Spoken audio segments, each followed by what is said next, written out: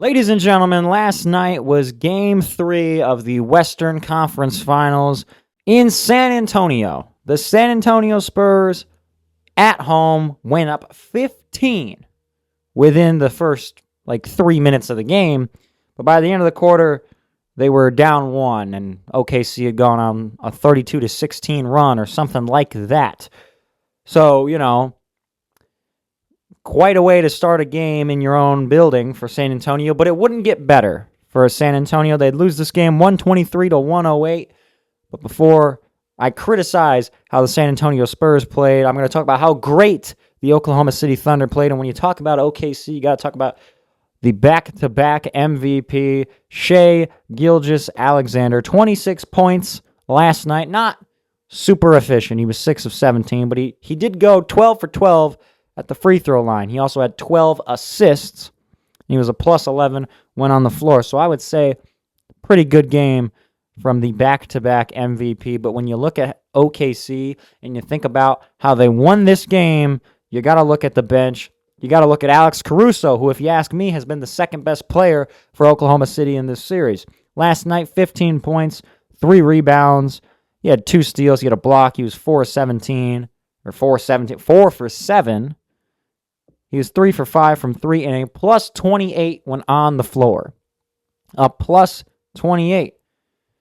Jalen Williams, 18 points, 5 rebounds, 2 steals, 5 of 7, 5 for 6 from 3. He was a plus 22. Cason Wallace, nice stat line, 11 points, 5 rebounds, 4 assists, 3 steals. And then the second leading scorer for OKC in this game, off the bench, Jared McCain, 24 points, 10 for 21, a plus 28 when on the floor. Oklahoma City's bench outscored the Spurs bench 76-23. OKC's bench outscored their starters. Outside of SGA, the starters for OKC were not good at all in this game.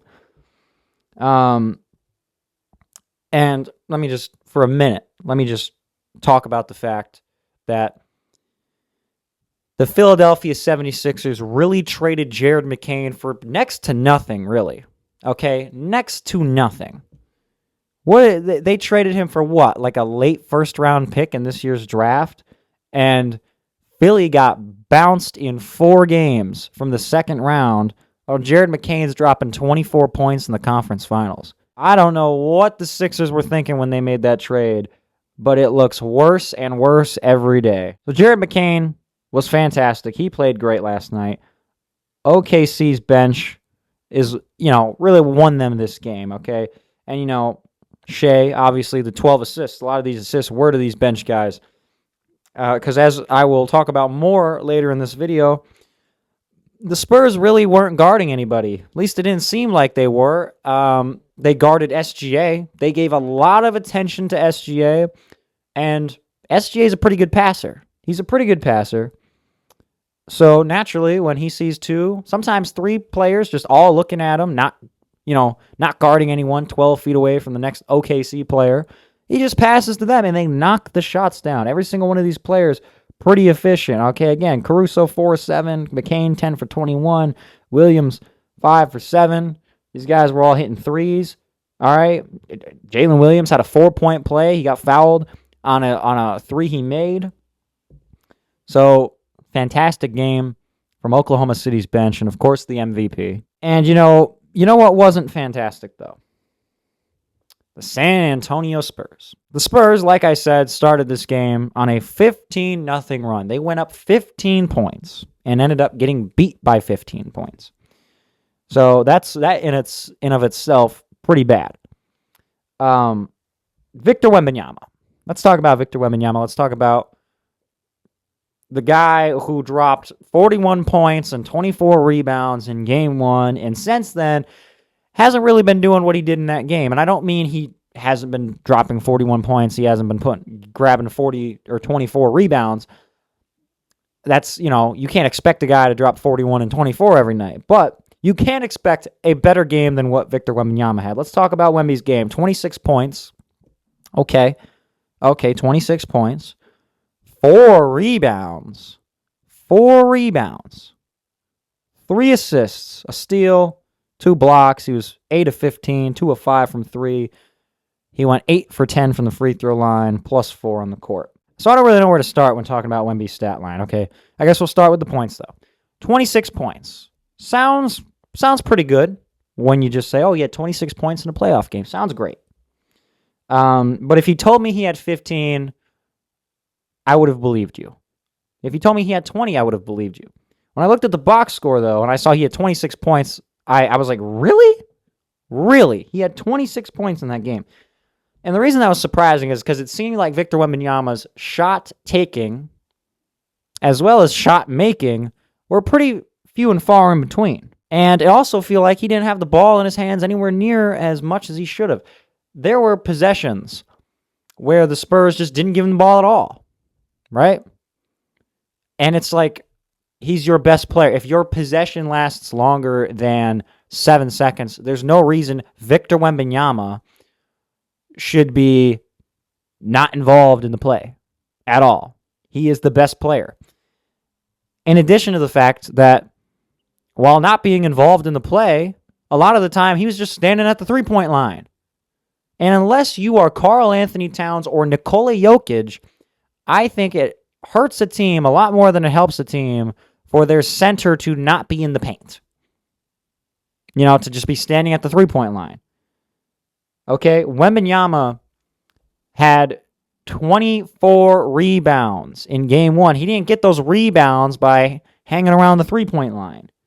And that's why he didn't get any rebounds last night. He had 4 rebounds. He's 7'5". He's the tallest player on the court at all times when he's on the court. Nobody is taller than him. He had 4 rebounds. You know who rebounded more than him? De'Aaron Fox, who's a foot shorter. Stephon Castle got more rebounds. Devin Vassell got more rebounds. I think Jared McCain might have had the same amount of rebounds as Victor Wembanyama. I think Jared McCain might have genuinely had more or the same amount of rebounds as Wemby. Brother wasn't in the paint a whole lot. And he wasn't scoring in the paint a whole lot. I mean, he look, all right, he was 8 for 15, okay? So immediately, he should be taking more than 15 shots in a game. On top of that, 5 of those shots were three-pointers. He had 12 points in the paint. That's the same amount as De'Aaron Fox, who is a foot shorter than Wembanyama and not the first option on this team. And I know that De'Aaron Fox's game, he's a downhill driver. He gets in the paint. That's where he scores. But Wemby had the same amount of points in the paint as the second option on the team who is a foot shorter than him and also has an injury. Same amount of points in the paint. And I think that's just ridiculous. And I don't know if this is just Wemby being passive. It is Wemby being passive.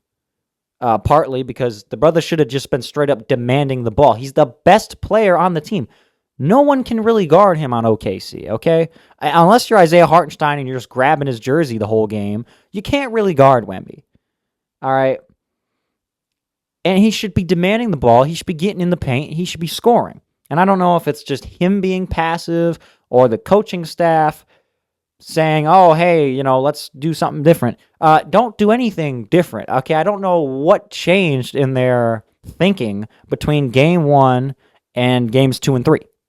Because Game 1, the San Antonio Spurs did not win the game because how many points Devin Vassell made. They didn't win the game because of how many points Julian Champagnie made or anyone. They didn't win the game because of the others, because of the supporting cast, the role players, whatever term you want to use. They won the game because of Victor Wembanyama. All right? He was so great offensively. And guess what he did in that game? He took nearly all of his shots in the paint. He took 2 three-pointers all game, and one of them was a 30-foot bomb that he sunk down 3 points with 26 seconds left in the game. That's it. He took 2 three-pointers in a 41-point performance. And since then, I think he's been 3 for 7, 2 for 5. He needs to get away from the three-point line. Get back in the paint, okay? Wembanyama needs the ball in his hands a lot more. He needs more than 15 shots That's certainly. He needs more than 15 shots. He definitely needs to grab more than 4 rebounds. In game 1 of this series, Victor Wembanyama had more than double the amount of offensive rebounds than he had total rebounds in game 3. In fact, he had no offensive rebounds last night. So, I look at this stat line, and hey, maybe if this was Evan Mobley, cool stat line. But it's Victor Wembanyama in the conference finals at home. He wasn't all that aggressive. Sure, he had 26 points, but he needed to do more. He needed to do a lot more. He needed to get more rebounds. He needed to score more, clearly. He needed to score more. This team is not going to win based on what the bench or the other starters do. It's based on Victor Wembanyama. Okay, OKC has been winning these games not because of their star player, but because of their bench. All right? And that's not to say SGA hasn't been good. SGA has been good. Part of the reason that the Thunder's bench has been so good is because SGA has been good. But that's just they're winning because of their bench. The Spurs are not going to win games because of their bench. All right? That's just how it's going to be. They need Wemby to dominate, and he did not dominate last night in any way, shape, or form. He needs to be more aggressive. He needs to take more shots in the paint. And he needs to demand the ball. That's how they won game 1. They didn't do that in game 2.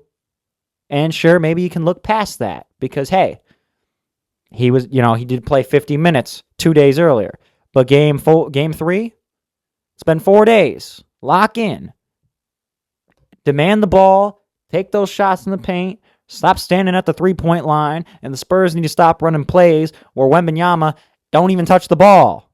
That's insanity. Stephon Castle cut down on the turnovers, as I thought he would. I think the criticism of him having all those turnovers in game 1 and 2 was a little overblown, considering the fact that, at a certain point, he was the only ball handler on the team. No Fox in game 1 or 2. No Harper for most of the second half of game 2. He only had 1 turnover last night. The problem is now he was 1 for 8, and he did get to the free throw line 14 times, and he got 11 of those free throws to go in, but still, 1 for 8, 1 for 5 from 3. That's bad. Fox had a solid game. Evan Vassell had a solid game. No one on the bench really did much of anything. Even Dylan Harper, unfortunately. He was just he had like 6 points, I think, and it was a nothing stat line.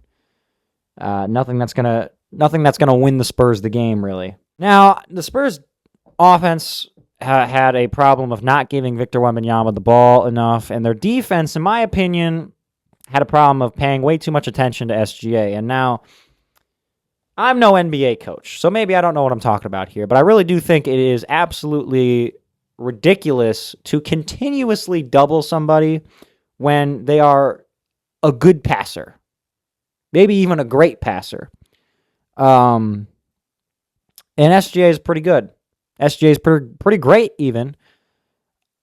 Why he had 12 assists last night, I think he might have even he at least had double digits in game 2 as well. And the Spurs are paying so much attention to SGA. They're paying so much attention to SGA. And it feels like they're not guarding anyone else. And this is why Caruso's had 15, 31, 17 points in this series. That's why Jared McCain came off the bench and dropped 24. Because they're going to sit, it's like Jalen Williams, 18 points. Jalen Williams, 18. Spurs need to guard these other players. The best defense that they played was when they guarded SGA one-on-one. The best defensive possession I've seen in the entire game past the first quarter for the Spurs was just Devin Vassell guarding SGA one-on-one. I mean, the possession, I think the Thunder still ended up getting to the free throw line, naturally. But, is it really worth it to double SGA and get the ball out of his hands if it means you're going to leave other people open and they're going to score? Because they're not missing shots. They're scoring. That's how they won game 2. It's how they won game 3. The bench is absolutely cooking. How many times does Alex Caruso have to drop 15-plus points for the Spurs to actually guard him? Same thing for McCain. Jared McCain dropped 12 points in game 2, now 24 in game 3. If they leave him open in game 4, they're choosing to lose. Same thing with Jalen Williams. If this brother scores 5 threes again, y'all are choosing to lose. Guard these other players. Like, I don't know. It's crazy to me. It's crazy to me. Like, why even double? It's not working. Guard one-on-one. Again, the best defense I seen played against the Thunder past the first quarter was when they just had someone guard SGA one-on-one. It might have ended in a shot, but what's worse? SGA getting in the line and taking 2 free throws, or someone getting a wide open 3 because they keep leaving people open. I don't know. I mean, I'm no expert, but to me, it's just a little insane. It's a little insane. So, and like, this is stuff they did in game 2 as well. All right. This is stuff they did in game 2. They left the other players open. SGA passed to them. And boom. 3. This guy scores. That guy scores. Everybody's scoring. What does it matter to get the ball out of SGA's hands if everyone else is going to score anyways? Who cares? Just let SGA score at that point. Just like, I don't know. It's ridiculous. The Spurs seemed ready to play the Thunder, maybe even beat them.